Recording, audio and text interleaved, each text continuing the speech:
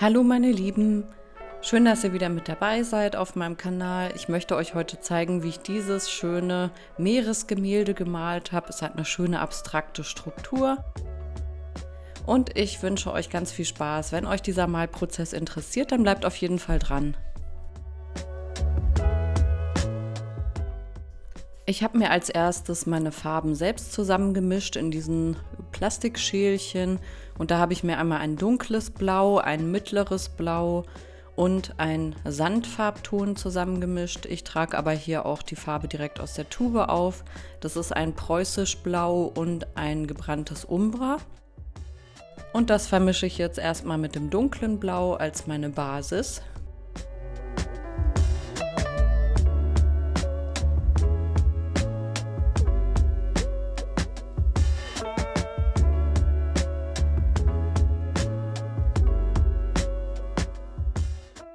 Dann trage ich noch ein bisschen von dem zweiten Blau auf, was ich mir selber zusammengemischt habe, damit ich das gleich ineinander einarbeiten kann.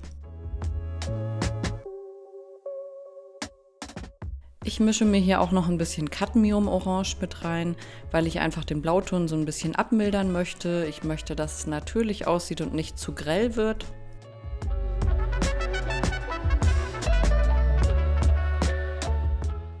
Und dann verteile ich erstmal diesen sandigen Farbton auf meiner Leinwand und verteile den.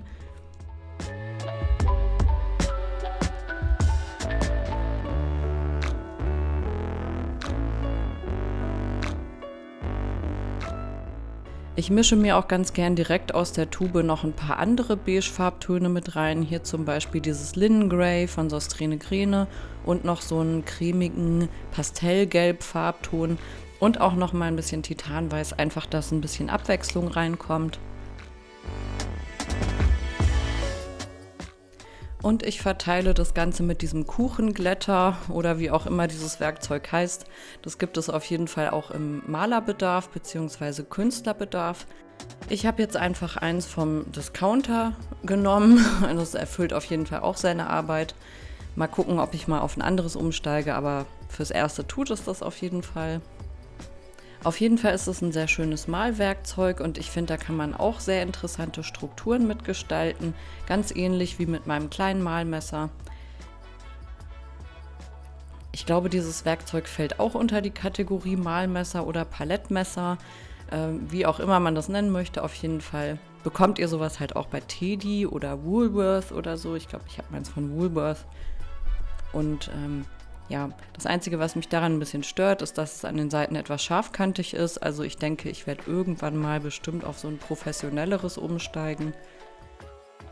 Aber ich kann euch auf jeden Fall empfehlen, gerade für so abstrakte Werke, das einfach mal mit dem günstigen auszuprobieren. Ich glaube, die kosten nicht mehr als 2 Euro oder 3 Euro vielleicht. Lohnt sich auf jeden Fall und ja, viel Spaß beim Ausprobieren, sage ich dazu nur. Auf jeden Fall ist es wichtig, dass man zwischendurch das Werkzeug auch abwischt. Vor allem, wenn man vorher im Blau drin war und dann in den Sandton rübergeht. Ich arbeite ja meistens nass in nass, das heißt, ich muss beide Seiten möglichst schnell bearbeiten. Ihr könnt es natürlich auch Schritt für Schritt machen. Ich wollte jetzt aber diesen sandigen Farbton unbedingt auch direkt in das Blau mit reinziehen, damit es so ein bisschen gelblicher wird. Damit es halt aussieht, wie wenn Wasser über den Strand schwappt. Und da ist halt auch immer so ein bisschen ein warmer Farbton mit drin. Und ich arbeite die Sachen sowieso gerne immer direkt mit ein.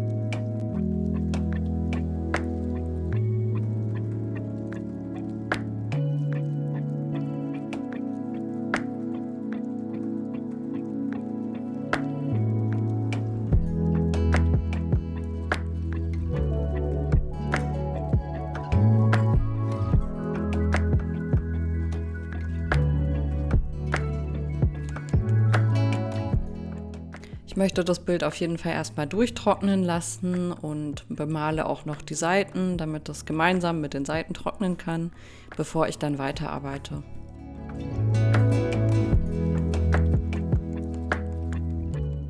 Das ist jetzt auch schon der nächste Tag und ich habe hier mein Titanweiß, damit möchte ich die Gischt gestalten.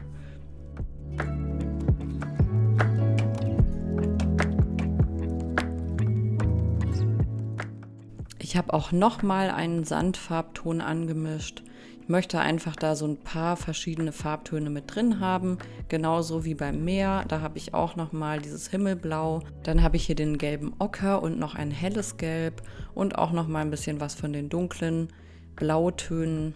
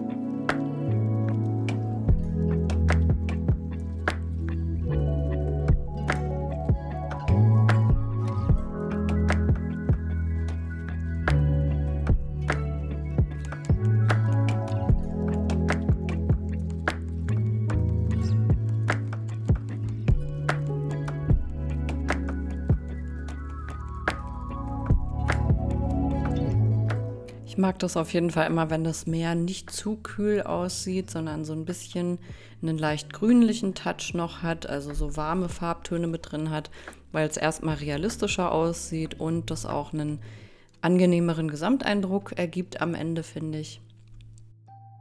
Und dafür benutze ich halt sehr gerne diesen gelben Ocker oder halt auch ein bisschen gelb.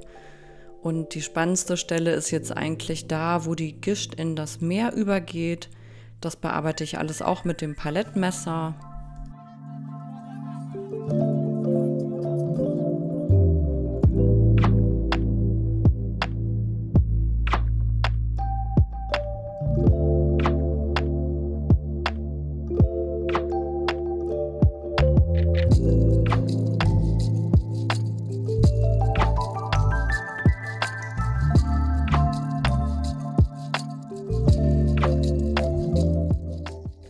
Wenn ihr meine Kunst und meinen YouTube-Kanal unterstützen möchtet, dann könnt ihr mir erstmal sehr gerne eine PayPal-Spende zuschicken.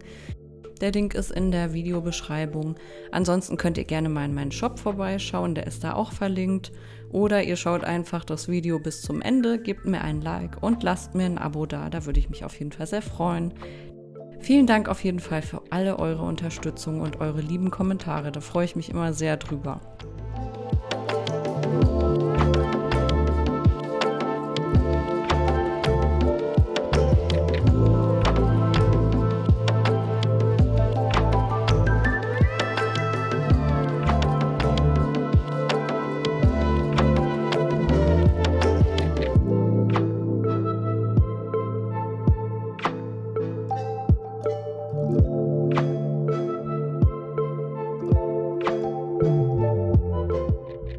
Das ist jetzt auch schon wieder der nächste Tag. Mir hat irgendwie die Meereslinie nicht ganz so gut gefallen. Ich fand, die sah ein bisschen unrealistisch und zu wenig schwungvoll aus.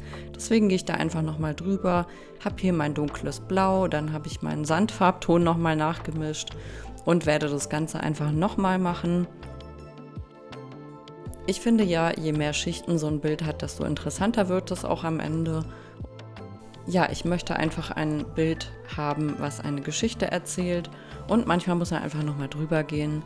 Ich finde, da ist überhaupt nichts dabei. Manchmal kann man es natürlich auch so lassen, aber irgendwas stört mich dann und dann muss ich da einfach nochmal rein. Da kann ich mich dann auch nicht stoppen. Ist halt der kleine Perfektionist in mir.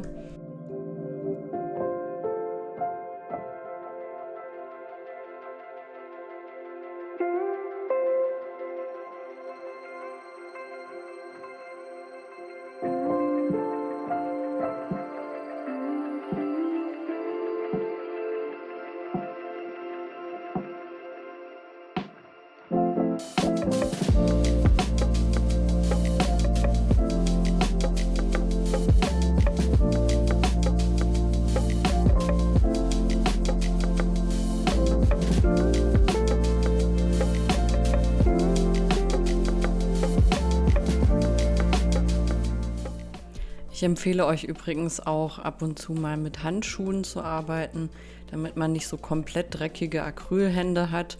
Ich glaube nämlich ehrlich gesagt, dass es nicht so gut für die Hände ist oder für die Haut, wenn man da zu viel von dieser Farbe rauf bekommt, weil es ja vielleicht auch in die Haut einzieht oder so. Also bei solchen Sachen, wo man sich schmutzig macht, würde ich empfehlen, dass man auch mal einfach Handschuhe trägt, solche Einmalhandschuhe. Das macht einfach so Spaß mit diesem Palettmesser. Also das ist mein neues Lieblingswerkzeug. Ich probiere ja immer sehr gerne viel aus, aber das hier, da kann man einfach große Flächen sehr schön strukturiert mit gestalten. Das funktioniert mit dem kleinen Palettmesser eher bei kleineren Gemälden, aber für so ein großes braucht man einfach ein großes Werkzeug. Also ich stelle das immer wieder fest, dass je größer die Leinwand ist, desto größer sollte auch das Werkzeug sein. Ob das jetzt ein Pinsel ist oder dieses Palettmesser. Auf jeden Fall empfehle ich immer, sich dabei an der Größe des Bildes zu orientieren.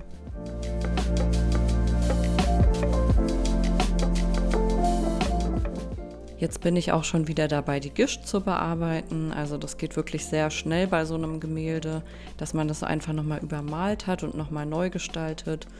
Und ich glaube, gerade bei der Meeresgischt ist es wichtig, dass schon so ein paar schwungvolle Wendungen drin sind, aber auch nicht zu viele. Hier ist es zum Beispiel auch schon wieder so ein bisschen zu viel. Seht ihr gleich, mache ich auch wieder weg mit dem Beige.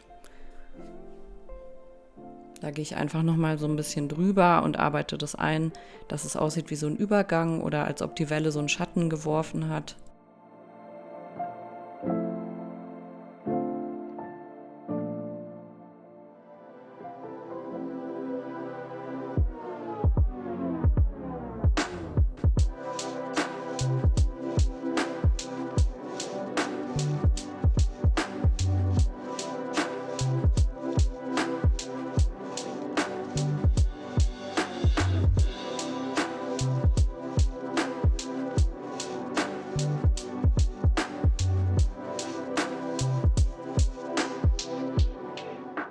Und hier muss ich auch noch mal ein paar hellere Türkistöne mit einarbeiten. Einfach nur dieses Mittelblau ist mir dann doch zu wenig gewesen. Also man könnte natürlich einfach das ganze Bild nur mit den Farben und dem Palettmesser bearbeiten. Das sähe auf jeden Fall auch schön aus. In dem Fall konnte ich es aber einfach nicht lassen, da nochmal mit dem Pinsel reinzugehen. Es ist einfach nochmal was anderes und ich glaube, die Kombination aus verschiedenen Werkzeugen macht es auch manchmal so ein bisschen spannender, deswegen kann man da ruhig rumprobieren. Für kleinere Strukturen und kleinere Effekte eignet sich halt der Pinsel ein bisschen besser und für die großen, groben Sachen eher das Palettmesser.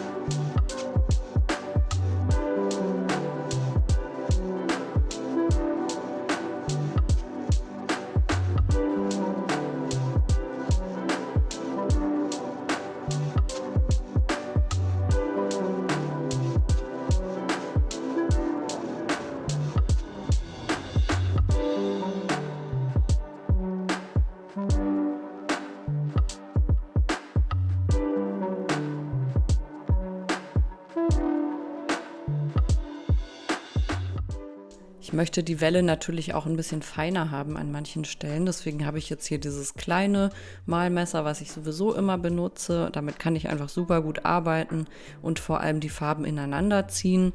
Dann nehme ich mir auch ganz gerne von oben so ein bisschen beige runter und ziehe das nochmal unten ins Wasser rein, dass es halt wirklich aussieht wie ein Übergang von Land zu Wasser, was einfach immer wunderschön aussieht, finde ich. Und manche Stellen von der Gischt sollten einfach auch ein bisschen dünner sein. Da auf jeden Fall darauf achten, dass es nicht zu eintönig ist. Und dann habt ihr am Ende ein wunderschönes Meeresgemälde. Hier seht ihr jetzt das fertige Endergebnis. Ich finde, es ist total schön und erfrischend und man möchte am liebsten einfach reinspringen und genau dieses Feeling möchte ich halt damit vermitteln. Hier seht ihr noch mal ein paar Detailaufnahmen davon. Ja, meine Katze Suvi ist davon auch total begeistert. Sie musste jetzt hier einfach mal eben als Fotomodell herhalten mit mir zusammen. Ja, ich hoffe, euch hat das Video gefallen. Ich wünsche euch noch einen wunderschönen Tag. Ich hoffe, ihr fühlt euch ein bisschen inspiriert und ich sage jetzt wieder ciao und bis zum nächsten Video.